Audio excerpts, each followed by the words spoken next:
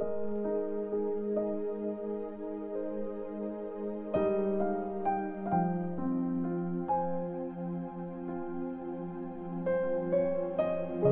chapter 9. Sinabi ni Jesus sa kanila, "Makinig kayong mabuti, may mga nandito na hindi mamamatay hanggang di nila nakikita ang makapangyarihang pagdating ng kaharian ng Diyos."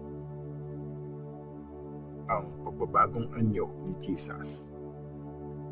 Pagkalipas ng 6 days, sinama ni Jesus sina Peter, James at John sa mataas na bundok at wala silang ibang kasama. Habang nandun sila, nakita nilang nabago ang itsura ni Jesus. Nagningning sa sobrang puti ang damit niya.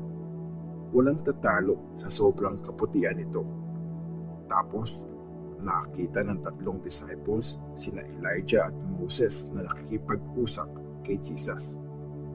Sabi ni Peter kay Jesus, "Teacher, mabuti pong nandito kami. Magtatayo po kami ng 3 tent, isa para sa inyo, isa para kay Moses, at isa para kay Elijah." Sobra talagang natakot sina Peter, kaya hindi niya alam ang mga pinagsasabi niya. At nagkaroon ng ulap sa may itaas nila. Tapos, may boses galing sa ulap na nagsabing, "Ito ang minamahal kong anak. Makinig kayo sa kanya."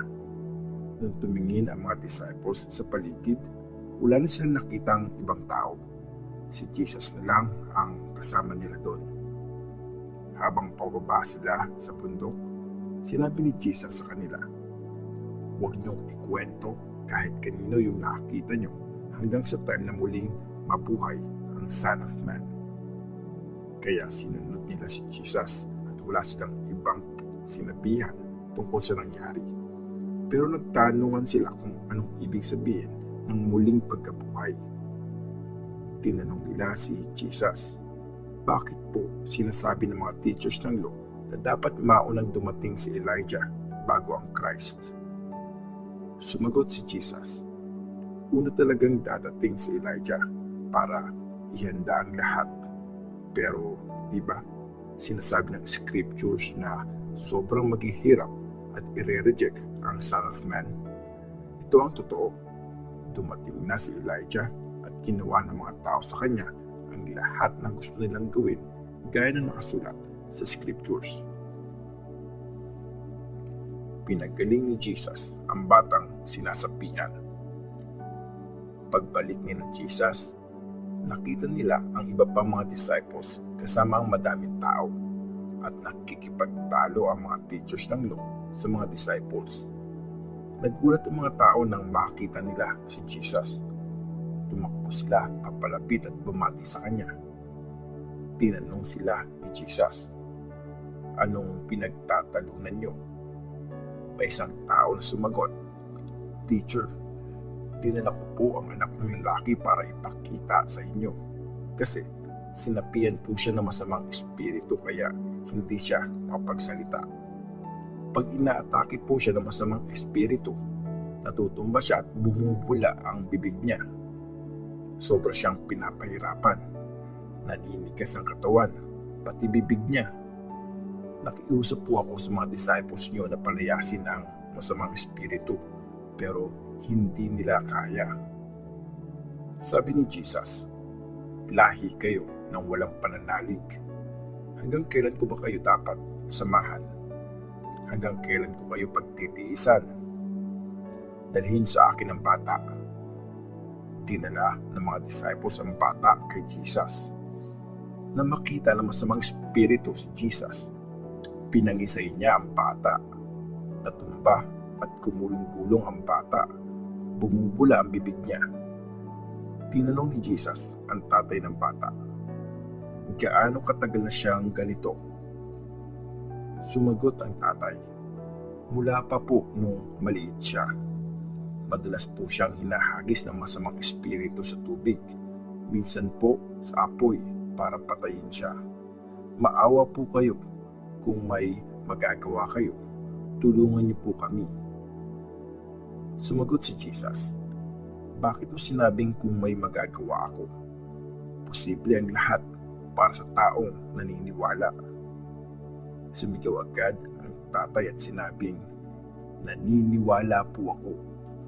Pero palakasin niyo po ang faith ko. At nang mapansin ni Jesus na tumatakbong papalapit sa kanila ang ibang tao, inutusan niya masamang espiritu, pipi at binging espiritu. Lumabas ka sa batang yan. Huwag na huwag ka nang babalik sa kanya. Sumigaw ang masamang espiritu at pinangisay niya uli ang bata. Pagkatapos, lumabas siya mula rito. Dahil sa nangyari, nagmukhang patay ang bata. Sabi ng mga tao, naku, patay na. Pero inalalaya ni Jesus ang bata para makabangon. Tapos, tumayo na yung bata. Pumasok si Jesus sa loob ng bahay. Nung sila na lang ang magkakasama, tinanong ng mga disciples si Jesus, bakit po hindi namin mapalayas yung masamang espiritu?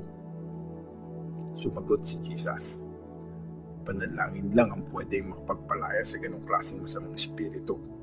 Wala nang iba pa. Nagsalita ulit si Jesus tungkol sa kamatayan niya. Umalis si Jesus at ang mga disciples niya sa lugar na yon at dumaan sila sa Galilee. Ayaw niyang malaman ng iba kung nasaan siya kasi tinuturuan niya ang mga disciples niya. Sabi niya, tatraydo rin ang Son of Man. Ibibigay siya sa kamay ng mga tao at papatayin. Pero pagkatapos ng 3 araw, mabubuhay siya uli. Pero hindi naintindihan ng mga disciples ang mga sinabi ni Jesus. Takot din silang tanungin siya kung anong ibig sabihin ng sinabi niya. Sino ang pinakadakila? Dumating sila sa Capernaum. Pagpasok nila sa isang bahay, tinanong ni Jesus ang mga disciples, anong pinagtatalunan niyo sa daan? Pero hindi sila makasagot kasi pinagtatalunan nila kung sino ang pinakadakila sa kanila. Umupo si Jesus sa tinawag ang 12 disciples. Sabi niya, kung sino sa inyo ang gustong mauna ay dapat maging pinakahuli at pagsilbihan ang lahat. Tapos, tumawag siya ng isang bata at pinatayo niya sa harap ng mga disciples. Kinarga niya ang bata saka sinabi, kung sino ang tumatanggap sa batang kagaya nito dahil sa akin, tinatanggap din niya ako. At ang tumatanggap sa akin ay tinatanggap din ang nagpadala sa akin. Kakampi ang hindi kontra sa atin. Sabi ni John kay Jesus, Teacher, may nakita po kaming lalaking nagpapalayas ng mga masamang espiritu gamit ang pangalan niyo. Pinagbawalan po namin siya kasi hindi naman natin siya kasama. Sabi ni Jesus, huwag niyo siyang patigilin kasi hindi makakapagsalita ng masama tungkol sa akin ang isang tao na gumawa ng himala sa pangalan ko. Kung sino ang hindi kontra sa atin ay kakampi natin.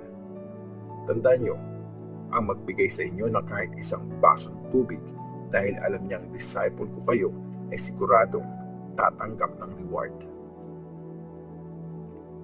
Ang mga dahilan ng pagkakasala. Kung meron sa inyo na magiging dahilan para magkasala ang isa sa mga batang ito, mas mabuti pang talian siya ng malaking bato sa liig at saka itapon siya sa dagat.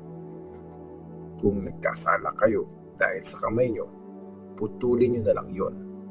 Mas mabuti pang magkaroon kayo ng buhay na walang hanggan na wala ang kamay nyo kaysa dalawang kamay nyo pero pupunta naman kayo sa impyerno, sa apoy na hindi namamatay. Doon ay hindi namamatay ang uod na kakain sa kanila, pati ang apoy na susunog sa kanila. At kung nagkakasala kayo dahil sa paa nyo, putulin nyo na lang yon. Mas mabuti pang pumasok kayo sa bahay na putol ang paa kaysa dalawa ang paa nyo pero itatapon naman kayo sa impyerno. Doon ay hindi namamatay ang uod na kakain sa kanila, pati ang apoy na susunog sa kanila. At kung nagkakasala kayo dahil sa mata nyo, dukutin nyo na lang yon. Mas mabuti pang pumasok kayo sa kaharian ng Diyos na isa lang ang mata kaysa dalawa ang mata nyo, pero itatapon naman kayo sa impyerno. Doon ay hindi namamatay ang uod na kakain sa kanila, pati ang apoy na susunog sa kanila. Lilinisin ang lahat gamit ang apoy, gaya ng paglilinis ng asin sa sacrifice. Okay ang asin, pero kung nawala na ang alat nito, pwede pa ba itong ibalik? Siyempre hindi na, at hindi na din ito magagamit. Sana maging gaya kayo ng asin at magkaroon kayo ng kapayapaan sa isa't isa.